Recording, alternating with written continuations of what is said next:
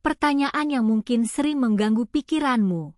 Bisa enggak sih seorang karyawan menjadi kaya hanya dengan mengandalkan gaji bulanan? Ini pertanyaan yang menghantui banyak orang. Sebab kita sering melihat teman yang pintar, yang kerja keras mati-matian, tapi keuangannya seperti jalan di tempat, bahkan punya masalah utang. Di video panjang ini, kita akan bedah tuntas cara mengelola gaji dan berinvestasi khusus untuk karyawan. Ini adalah rangkuman gagasan yang terinspirasi dari perbincangan bersama Prita Ghozie, seorang perencana keuangan, tapi aku susun ulang dengan bahasa yang lebih sederhana agar mudah dicerna. Kita akan bahas semuanya secara runtut, mulai dari mindset dan definisi kaya, cara membagi gaji, jenis-jenis penghasilan, sampai hal-hal yang sangat praktis seperti kartu kredit dan membeli rumah. Jadi, duduk yang nyaman, siapkan catatan, dan mari kita mulai perjalanan ini bersama-sama. Sebelum masuk lebih dalam, ini peta perjalanan kita di video ini. Pertama, kita akan menjawab pertanyaan besar tadi, yaitu bisakah kaya dari gaji, dan kita luruskan dulu apa sebenarnya arti kaya itu. Kedua, kita akan membahas kesalahan-kesalahan umum yang sering dilakukan orang saat menerima gaji, lalu masuk ke rumus membagi gaji yang benar. Ketiga, kita akan membedah 5 jenis penghasilan dan cara keluar dari jebakan hidup dari gaji ke gaji. Keempat, kita akan memahami konsep bahasa uang, kuadran arus kas, dan cara memilih investasi yang tepat. Dan yang kelima, kita masuk ke hal-hal yang sangat praktis, mulai dari kartu kredit, pilihan rumah versus mobil, sampai cara paling mudah untuk mulai menabung dari nol. Semuanya akan kita kupas satu persatu, jadi tonton sampai habis ya. Mari kita mulai dari pertanyaan intinya. Bisakah seorang karyawan menjadi kaya hanya dari gaji? Jawaban jujurnya adalah bisa. Tapi ada tapinya, dan tapinya ini cukup besar. Prosesnya panjang dan butuh kesabaran yang luar biasa. Paling cepat, proses itu memakan waktu sekitar 15 tahun. Dan itu pun hanya bisa tercapai kalau kita benar-benar disiplin, dan kalau karir kita berjalan dengan bagus.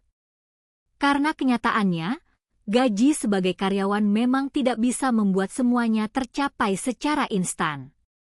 Karena itu, jangan mudah termakan oleh konten di media sosial yang bertajuk 100 juta pertamaku atau 1 miliar pertamaku dalam waktu singkat. Konten seperti itu sering membuat kita merasa gagal kalau belum kaya dengan cepat. Padahal, yang benar-benar kita kejar sebenarnya adalah kekayaan yang sesungguhnya, sebuah kondisi kesejahteraan finansial, bukan sekadar kecepatan untuk terlihat kaya. Lalu, bagaimana caranya kita tahu bahwa kita sudah benar-benar kuat secara keuangan? Ternyata ada 3 checklist yang bisa kita pakai.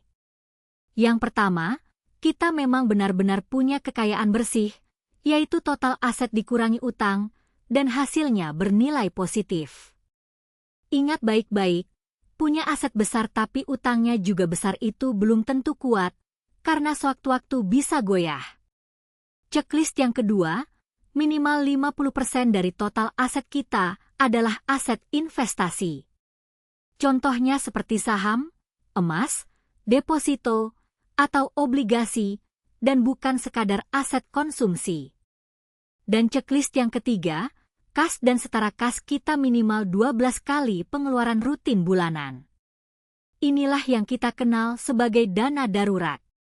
Kalau ketiga hal ini sudah terpenuhi semua, barulah kita bisa disebut kuat secara finansial.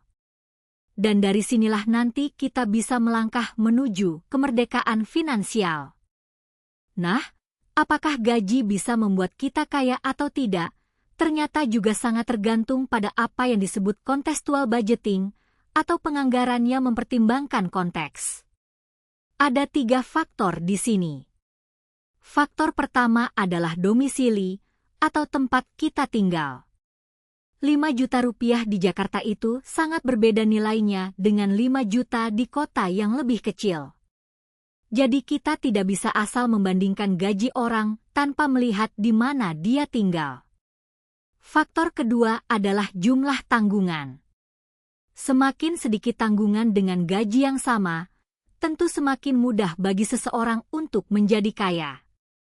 Dan faktor ketiga adalah prioritas hidup. Ada orang yang lebih memilih mengumpulkan aset, ada juga yang lebih memilih mengumpulkan memori dan pengalaman, seperti keliling dunia. Keduanya sama-sama sah dan valid. Yang penting kita sadar apa prioritas kita, karena itulah yang pada akhirnya menentukan seluruh keputusan keuangan kita. Sebelum melangkah lebih jauh, kita perlu meluruskan satu hal yang sangat mendasar. Sebenarnya, kaya itu apa sih? Dalam dunia finansial, kekayaan itu diukur dari kekuatan dan bukan dari arus kas. Aliran uang atau cash flow memang penting, tapi itu bukanlah ukuran kekayaan yang sebenarnya. Kekayaan yang sesungguhnya diukur dari dua hal. Yang pertama, seberapa besar asetmu dibandingkan dengan utangmu. Kalau asetmu besar dan utangmu kecil, atau bahkan tanpa utang sama sekali, itulah yang disebut kekayaan bersih atau net worth. Itulah kenapa ada istilah high net worth individual. Masalahnya, kalau aset kita besar tapi utangnya juga sama besar, begitu arus kas kita berhenti, misalnya kehilangan pekerjaan, kita akan terpaksa menjual aset satu persatu untuk menutup utang, dan pada akhirnya semuanya bisa runtuh. Jadi kaya itu soal kekuatan, bukan sekadar terlihat banyak uang. Supaya lebih jelas lagi, kita perlu membedakan harta kita menjadi 3 jenis. Ini penting, karena kebanyakan orang hanya menyebut harta, dan harta, tanpa memilahnya. Jenis yang pertama adalah kas dan setara kas, seperti uang tunai, tabungan, dan deposito jangka pendek. Fungsinya adalah untuk likuiditas dan untuk dana darurat. Jenis yang kedua adalah aset investasi, seperti saham, obligasi, reksadana, dan emas. Aset inilah yang tumbuh nilainya dari waktu ke waktu dan bisa menghasilkan. Dan jenis yang ketiga adalah aset konsumsi, seperti mobil, gadget, dan rumah yang kita tinggali. Aset konsumsi ini kita pakai untuk kebutuhan sehari-hari, bukan untuk menghasilkan uang. Nah, banyak orang mengira semua hartanya itu adalah kekayaan yang kuat. Padahal, setelah dipilah, ternyata sebagian besar hartanya hanyalah aset konsumsi belaka. Ini bagian yang paling sering disalahpahami banyak orang, jadi dengarkan baik-baik. Rumah yang kamu tinggali sehari-hari itu sebenarnya adalah aset konsumsi dan bukan aset investasi. Kenapa begitu? Karena kamu memakainya untuk tempat tinggal dan tidak menghasilkan uang darinya. Ini memang berlawanan dengan mindset zaman dulu yang menganggap rumah pasti aset investasi. Lalu, apa syarat sebuah aset bisa disebut aset investasi? Ada 3 syarat.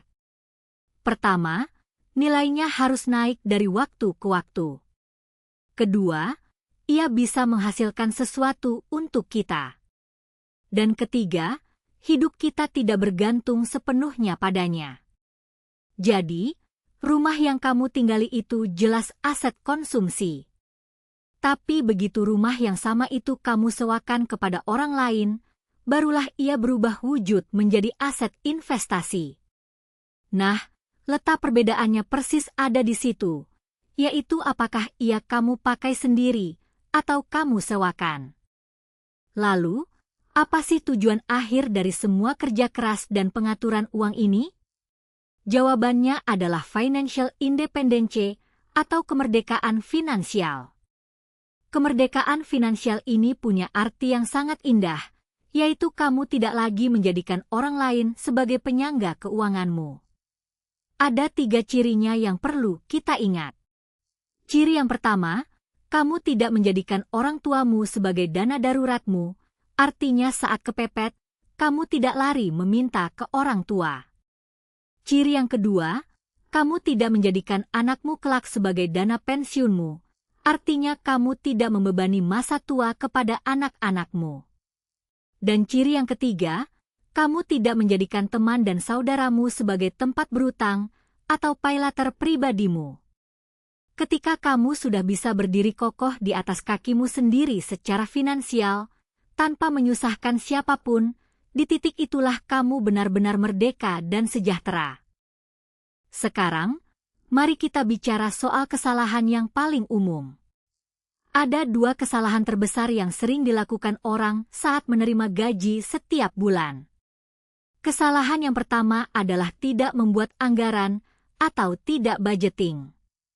Banyak orang berpikir dengan santai, semua orang sudah ada rezekinya masing-masing, lalu mereka enggan repot-repot mengatur uang. Padahal, budgeting itu sangat penting karena menciptakan disiplin bagi kita. Dan menariknya, uang itu tidak pernah berbohong. Anggaran yang kita buat akan menunjukkan apa prioritas kita yang sebenarnya dan membandingkannya dengan pengeluaran aktual kita. Kesalahan yang kedua adalah merasa kita masih punya banyak sekali waktu. Orang di usia 20-an sering merasa bahwa masa pensiun itu masih sangat jauh, jadi santai saja. Padahal, di usia 30-an nanti, beban hidup kita justru akan membesar terus. Akibatnya, momen emas untuk mulai berinvestasi jadi terlewat begitu saja. Kenapa sih usia 20-an itu disebut sebagai masa emas untuk memulai? Jawabannya adalah karena keajaiban compo unding atau bunga berbunga. Menyisihkan sebagian dari gaji sejak usia muda, meskipun jumlahnya kelihatan kecil, akan tumbuh menjadi luar biasa besar berkat efek bunga berbunga ini. Dan bahan bakar utamanya adalah waktu. Ini mirip sekali dengan tumbuh kembang anak. Ada momen-momen emas tertentu yang kalau terlewat, memang bukannya tidak bisa dikejar, tapi akan jauh lebih sulit untuk membalikannya. Begitu juga dengan uang kita. Memulai lebih awal dengan jumlah kecil itu jauh lebih kuat dampaknya daripada memulai dengan jumlah besar tapi sudah terlambat. Dan satu lagi keuntungannya, di usia 20-an, kita biasanya masih paling leluasa untuk mengatur diri sendiri, sebelum tanggungan hidup seperti keluarga dan cicilan mulai bertambah banyak. Jadi, manfaatkan betul masa emas ini. Ada satu pelajaran yang sangat berharga soal gengsi dan fear of missing out, atau rasa takut ketinggalan. Contoh klasiknya begini. Bayangkan ada seseorang yang diberi sejumlah besar uang, lalu menghabiskan hampir seluruhnya untuk sebuah pesta yang megah, semata demi gengsi dan agar terlihat wah di mata orang lain. Padahal, uang yang sama itu sebenarnya bisa dipakai untuk uang muka rumah, atau dibelikan emas sebagai investasi. Bertahun-tahun kemudian, foto-foto pesta yang megah itu justru sering terlupakan entah kemana, sementara kesempatan finansial yang besar sudah terlanjur hilang. Hikmahnya sangat dalam. Fear of missing out ini bisa menjebak siapa saja, bahkan seorang ahli keuangan sekalipun pernah mengalaminya. Jadi pelajaran buat kita semua, fokuslah pada apa yang benar-benar kamu butuhkan, dan bukan pada usaha untuk menyenangkan pandangan atau penilaian orang lain terhadap kita. Sekarang kita masuk ke bagian yang sangat praktis dan bisa langsung kamu terapkan, yaitu rumus membagi gaji. Rumusnya sederhana saja, yaitu 50, 20, 30. Yang pertama, 50% dari penghasilan untuk living, yaitu kebutuhan hidup pokok seperti makan, tempat tinggal, dan cicilan yang wajib. Porsi living ini sebenarnya boleh naik sampai 60, bahkan 65%, kalau memang keadaannya menuntut demikian, apalagi kalau kita masih punya cicilan. Yang kedua, 20% untuk playing, yaitu hiburan, jajan, dan gaya hidup. Nah, ini bagian yang paling bisa kita tekan dan atur sesuai prioritas hidup kita. Dan yang ketiga, 30% untuk saving, yaitu tabungan dan investasi. Idealnya, porsi saving inilah yang harus makin lama makin besar, karena disinilah letak kunci kekayaan kita di masa depan. Di dalam post living tadi, ternyata ada satu kunci yang sangat penting untuk kita pahami. Living ini sebenarnya masih bisa dibagi lagi menjadi dua kategori, yaitu living yang sifatnya fix dan living yang sifatnya variable. Living fix adalah pengeluaran tetap yang sifatnya mengikat, contohnya seperti cicilan apartemen atau uang sekolah anak yang jalan tiap bulan. Jumlahnya sulit sekali kita ubah dari bulan ke bulan. Sementara living variable adalah yang masih bisa kita atur, seperti biaya listrik, bensin, dan belanja bulanan. Kadang boros, kadang bisa hemat. Nah, ini penting. Kalau suatu saat kamu merasa anggaranmu terasa sesak dan mencekik, sehingga kamu bosan budgeting, coba periksa lagi. Biasanya, penyebab utamanya adalah living fix MU yang terlalu besar. Karena living fix yang terlalu besar itulah yang diam-diam sudah mengunci dan mengikat seluruh gajimu, sehingga kamu merasa tidak bisa bergerak. Tapi bagaimana kalau menyisihkan 30% untuk tabungan itu terasa sangat berat? Ini keluhan yang sangat wajar, terutama bagi teman-teman yang gajinya masih di kisaran UMR. Menyisihkan 30% sekaligus memang berat, karena UMR itu memang didesain sebagai upah minimum. Nah, solusinya begini. Turunkan dulu targetnya ke 10% saja, misalnya Rp500.000 per bulan. Yang paling penting di tahap awal ini bukanlah besarnya jumlah, melainkan terbentuknya kebiasaan menyisihkan uang. Begitu kamu sudah terbiasa dan merasa sanggup, naikkan pelan-pelan menjadi 1 juta, lalu terus tingkatkan lagi seiring waktu. Disitulah kamu akan lebih cepat mencapai status kaya. Dan ingat sekali lagi, post-playing atau hiburan itu adalah bagian yang paling mudah dihemat lebih dulu, tanpa terlalu menyakitkan hidup kita sehari-hari. Menariknya, kemampuan kita untuk menekan gaya hidup ini juga sangat dipengaruhi oleh kepribadian. Secara garis besar, kepribadian orang terhadap uang itu terbagi menjadi 4 tipe. Tipe yang pertama, money avoiders, yaitu mereka yang cenderung menghindari dan bersikap cuek terhadap segala urusan uang. Tipe yang kedua, money vigilance, yaitu mereka yang selalu waspada, hati-hati, dan gemar berjaga-jaga untuk masa depan. Tipe yang ketiga, money status, yaitu mereka yang menganggap uang sebagai simbol status sosial. Nah, tipe inilah yang paling sulit menekan gaya hidupnya, karena kenikmatan dan penampilan itu sangat penting baginya. Dan tipe yang keempat, money focus, yaitu mereka yang fokus melihat uang murni sebagai alat untuk mencapai tujuan hidupnya. Coba renungkan sejenak, kira-kira kamu termasuk tipe yang mana? Karena dengan mengenali tipe kepribadianmu, kamu bisa mengatur strategi keuangan yang paling pas. Kalau gaji dari satu pekerjaan terasa masih kurang, kita perlu paham bahwa penghasilan itu sebenarnya ada 5 jenis.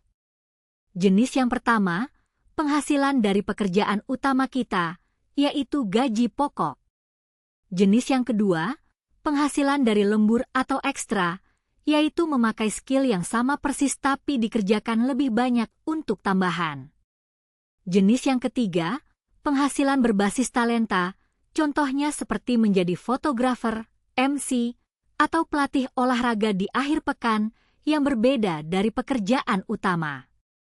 Jenis yang keempat, ini menarik, yaitu penghasilan yang kita buat sekali tapi menghasilkan berkali-kali. Contohnya menulis buku, atau membuat produk digital dan e-book. Dan jenis yang kelima, penghasilan dari bisnis atau berdagang bersama orang lain. Sebagai karyawan, kita sudah punya jenis yang pertama.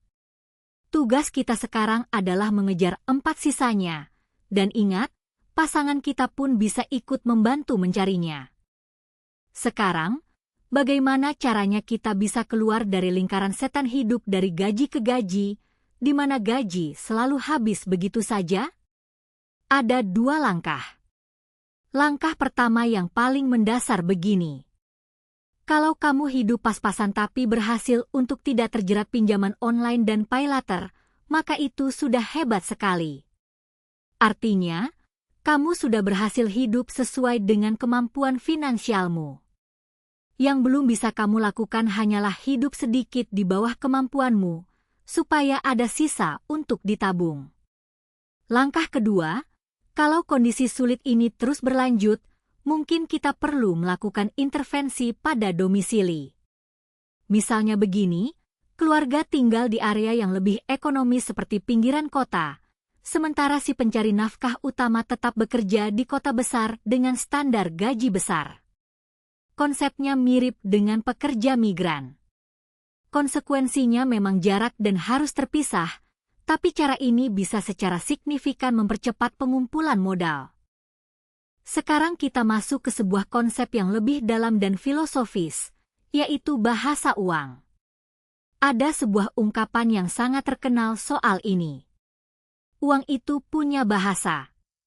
Orang yang kaya memahami bahasa ini, kelas menengah cenderung mengabaikannya, dan orang yang miskin justru dikuasai dan dikendalikan olehnya.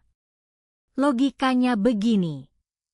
Kalau kamu ingin bisa mengobrol dengan orang Spanyol, maka kamu harus bisa berbahasa Spanyol terlebih dahulu, kan? Nah, sama halnya dengan uang. Kalau kamu ingin bisa merangkul, bekerja sama, dan yang terpenting mengendalikan uang, bukannya malah dikendalikan oleh uang, maka mau tidak mau kamu harus memahami bahasanya lebih dulu.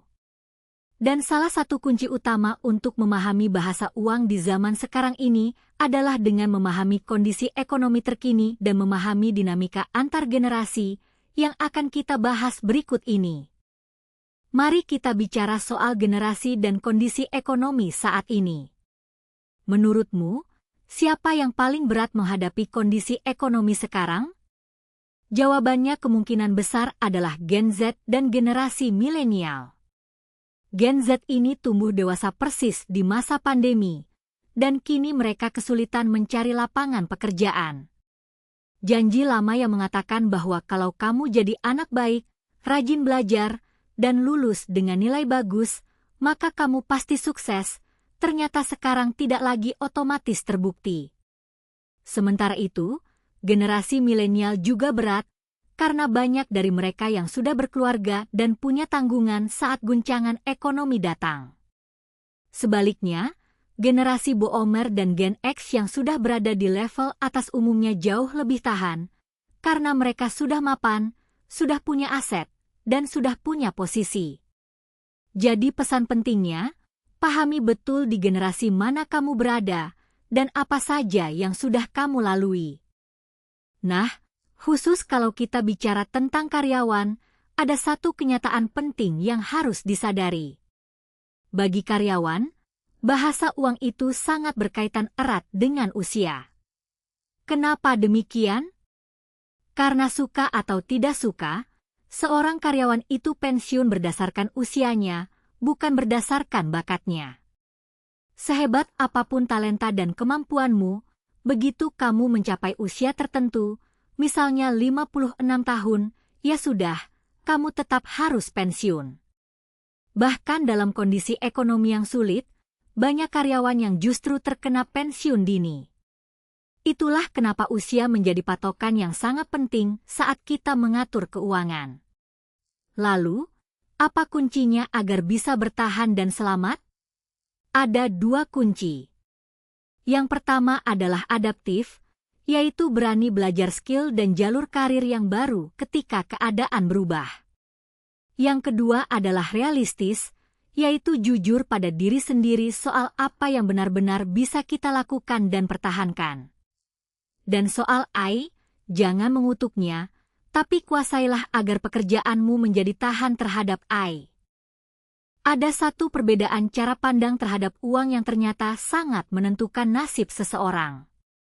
Bagi sebagian orang, uang itu dilihat sebagai sebuah kesempatan. Sementara bagi sebagian yang lain, uang justru dilihat sebagai sebuah beban. Mereka yang keuangannya sudah stabil dan sedang bertumbuh cenderung melihat uang sebagai peluang dan kesempatan. Karena itu, mereka bisa lebih tenang, lebih optimis, lebih positif, dan lebih kreatif dalam mengolah uang yang mereka miliki. Sebaliknya, mereka yang masih harus berjuang keras sekadar untuk bertahan hidup cenderung melihat uang sebagai beban yang berat. Sebenarnya, ada 3 tahapan finansial di sini. Tahap pertama adalah survival, atau sekadar bertahan hidup. Tahap kedua adalah stabilizing, atau mulai stabil. Dan tahap ketiga adalah growing, atau bertumbuh. Nah, tujuan kita bersama adalah naik kelas, dari yang tadinya hanya berjuang bertahan hidup, menuju tahap di mana kita bisa benar-benar bertumbuh. Untuk memahami di posisi mana kita berada, ada sebuah konsep yang sangat terkenal, namanya kuadran arus kas, yang diperkenalkan oleh Robert Kiyosaki. Konsep ini membagi orang ke dalam 4 kuadran. Kuadran yang pertama adalah employee, atau karyawan, yaitu orang yang bekerja untuk uang dan dibayar oleh orang lain. Kuadran yang kedua adalah self-employed, atau pekerja lepas, yaitu orang yang masih bekerja sendiri dan memeras keringatnya sendiri, seperti seorang MC, penyanyi, atau dosen lepas. Kalau mereka sakit dan tidak bekerja, maka tidak ada uang yang masuk. Kuadran yang ketiga adalah business owner atau pemilik usaha, yaitu orang yang punya bisnis di mana orang lain yang bekerja untuknya.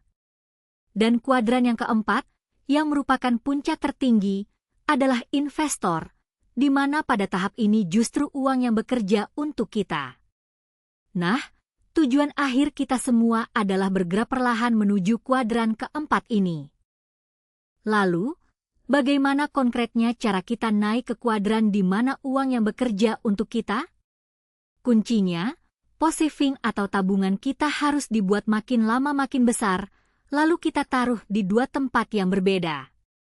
Tempat yang pertama adalah aset finansial, contohnya seperti obligasi, reksadana, dan saham. Aset finansial ini sifatnya bergantung pada sistem keuangan dan tidak bergantung pada diri kita secara langsung. Inilah yang sering disebut sebagai uang yang bekerja bahkan saat kita sedang tidur, karena misalnya kupon obligasi akan datang dengan sendirinya. Sementara tempat yang kedua adalah aset produktif, contohnya seperti kos-kosan, rumah atau apartemen yang disewakan, sawah, dan kebun. Aset produktif ini memang menghasilkan, tapi ada syaratnya, yaitu harus dirawat dan diurus. Karena itu, aset ini lebih cocok bagi mereka yang punya banyak waktu luang. Inilah gaya berinvestasi para boomers di masa lalu. Sekarang, bagaimana cara kita memilih produk investasi yang tepat? Salah satu caranya adalah dengan melihat berdasarkan jangka waktu, atau time horizon, yang disesuaikan dengan tujuan keuangan kita. Untuk investasi jangka pendek, yaitu sekitar 1-3 tahun, pilihan yang paling cocok adalah reksadana pasar uang atau tabungan berjangka.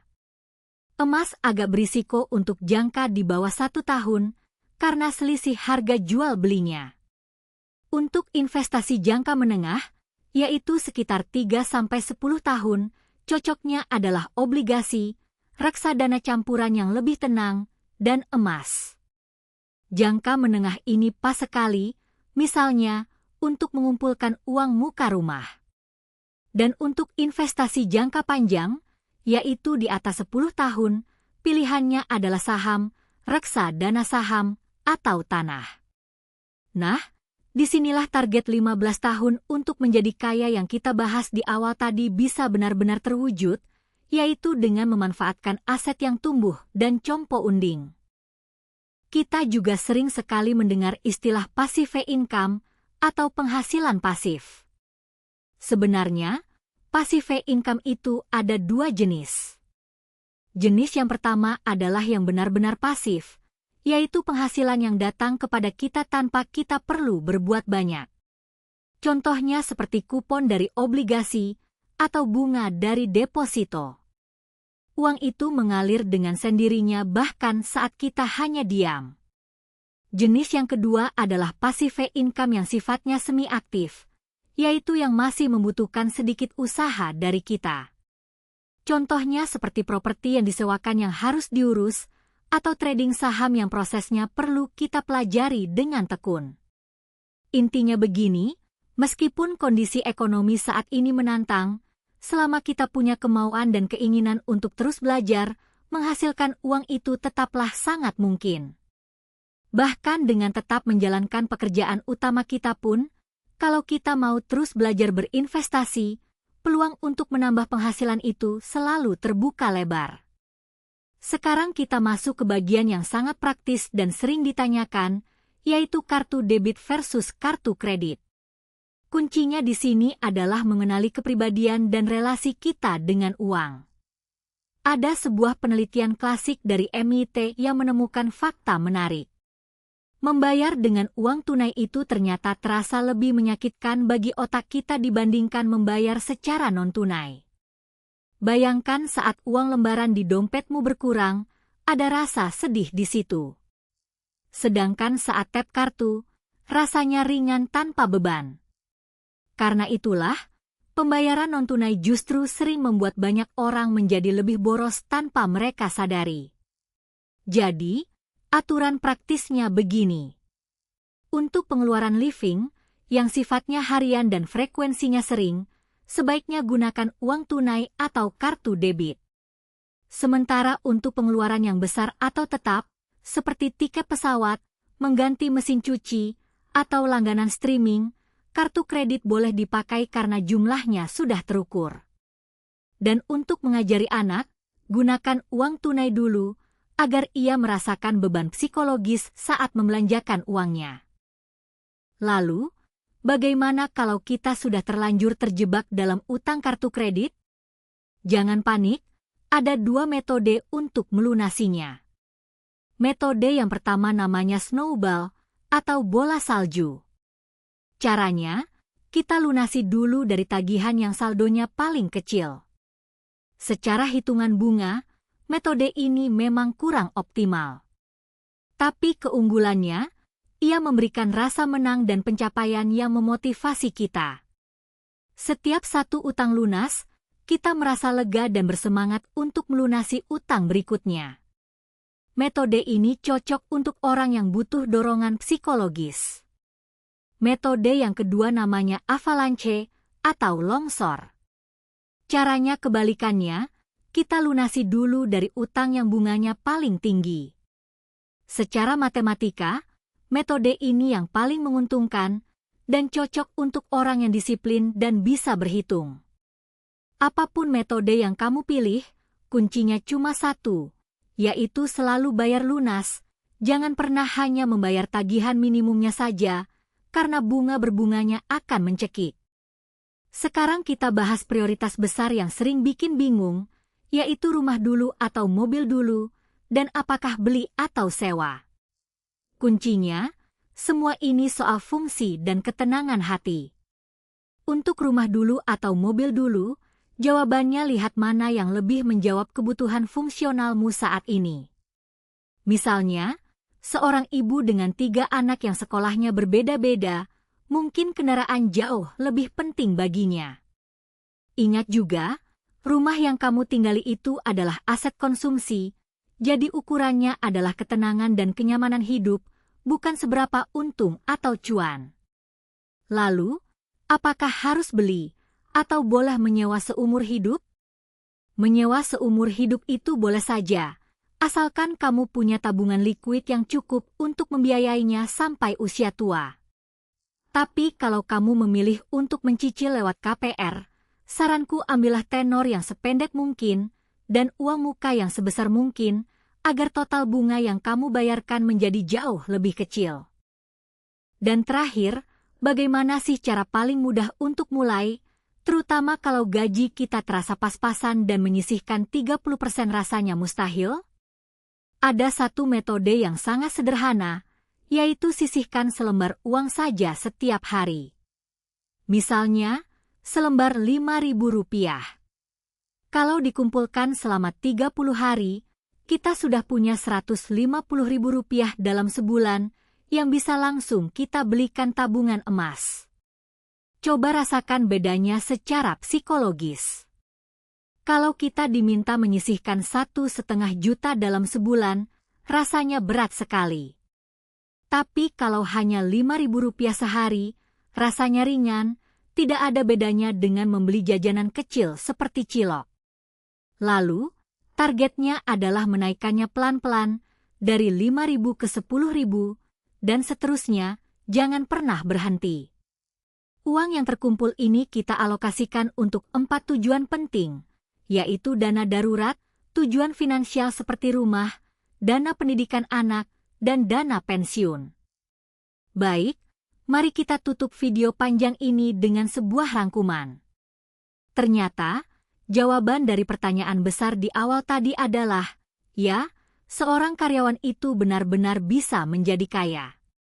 Kuncinya ada pada budgeting yang disiplin, memahami betul perbedaan antara aset investasi dan aset konsumsi, dan yang terpenting, membuat uang kita bekerja untuk kita melalui investasi. Ingatlah selalu, yang kita kejar bukanlah cepat kaya, melainkan pasti kaya, secara konsisten dan sabar selama bertahun-tahun. Jadi, mulailah dari langkah yang paling kecil sekalipun, mulai hari ini juga. Karena selembar uang yang kamu sisihkan hari ini adalah benih dari kemerdekaan finansialmu di masa depan nanti. Kalau video ini bermanfaat untukmu, jangan lupa dukung terus channel ini agar bisa terus berbagi ilmu yang lebih banyak lagi. Terima kasih banyak sudah menonton dengan setia sampai akhir, dan sampai jumpa lagi di video berikutnya.